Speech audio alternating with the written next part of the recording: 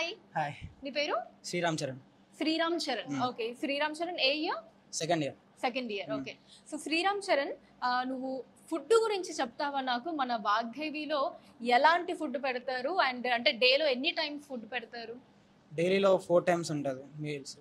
Breakfast, lunch, snacks, dinner. Okay. Breakfast రోజు రోజుకి change అవుతూ ఉంటుంది.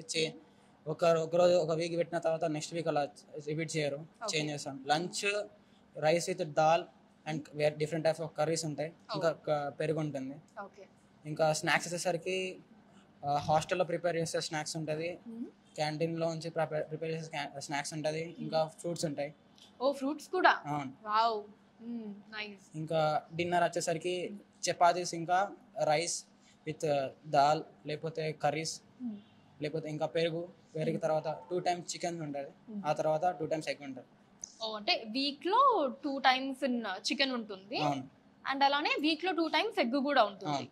సో అంటే ఆల్మోస్ట్ వీక్ లో 4 days ఎగ్ చికెన్ ఉంటుంది కంపల్సరీగా మీకు. Wow, super.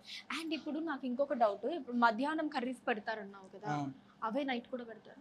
లేదు, చేంజ్ చేస్తామండి. అసలు చూసారా, ఇట్లా అడిగినా సరే వెంటనే చెప్పేశారు. సో దట్ మీరు అర్థం చేసుకోవచ్చు అంటే ఎంత మంచి ఫుడ్ వీళ్ళకి ఇక్కడ పెడుతున్నారు వాగ్దేవిలో అని చెప్పి. సో మధ్యాహ్నం వేరే మెన్యూ, నైట్ వేరే, కంప్లీట్ మొత్తం డిఫరెంట్ కర్రీస్ వస్తాయి విత్ చపాతీ. సూపర్.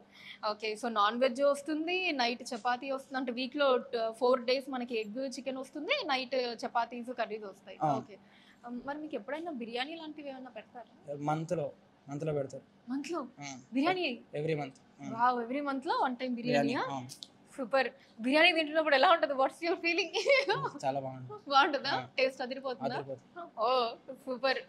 సో మొత్తానికి ఫుడ్ గురించి వాగ్దేవిలో నువ్వేం చెప్తావు? ఏం డోకాలేదు, మస్తు ఉంటుంది. ఏం డోకాలేదు, మస్తుందంట. సూపర్ చెప్పాడు మనోడు. సో శ్రీరామ్ చరణ్, ఎవరైనా ఎప్పుడైనా ఫుడ్ గురించి కంప్లైంట్స్ ఇచ్చారా? ఒకవేళ ఇస్తే గనక ఇమీడియట్ యాక్షన్ ఏమైనా తీసుకున్నారా మేనేజ్మెంట్? అవును మ్యామ్, ఇప్పుడు ఫుడ్ గురించి కంప్లైంట్ ఇస్తారు, జస్ట్ హాఫ్ అన్ అవర్ లోనే వేరే ఫుడ్ పంపిస్తారు. Only half an hour, like that? Fast then food delivery apps. Okay. Prepare చేసి పంపిస్తారు సార్. ఓకే. స్టార్టింగ్ లో బయట నుంచి తీసుకొస్తుండే ఫుడ్, 2 times కంప్లైంట్ ఇచ్చిన తర్వాత చేంజ్ చేశారు. చేంజ్ చేసి ఇంకా హాస్టల్ నుంచే ఫుడ్ ప్రిపేర్ చేస్తారు హైజీన్ గా. ఓకే. సో అంటే ఇప్పుడు బయట నుంచి పడట్లేదు అని చెప్పి ఇక్కడే ఓన్ ప్రిపరేషన్ అన్నమాట, హాస్టల్లోనే ఓన్ గా ప్రిపేర్ చేసి స్టూడెంట్స్ అందరికి పెడతారు. Wow, nice. సో దీన్ని బట్టి మీరు చూడొచ్చు అసలు వాగ్దేవి మేనేజ్మెంట్ అన్నవి ఫుడ్ విషయంలో ఎంత ప్రిన్సిపల్స్ అన్నవి ఫాలో అవుతుంది అన్నది. సో ఏదో స్టూడెంట్స్ కంప్లైంట్ ని జస్ట్ అలా తీసుకొని వదిలేయకుండా, అంటే చాలా సార్లు మార్చిన తర్వాత కూడా ఇంకా వాళ్ళకి సాటిస్ఫాక్షన్ రాకపోతే ఓన్ గానే ఫుడ్ ప్రిపేర్ చేసి మొత్తం అందరూ అంటే వాళ్ళు సాటిస్ఫై అయ్యేదాకా ఓన్ గా ఫుడ్ ప్రిపేర్ చేసి ఇప్పుడు అదే సర్వ్ చేస్తూ ఉన్నారనమాట. Great, nice, thank you.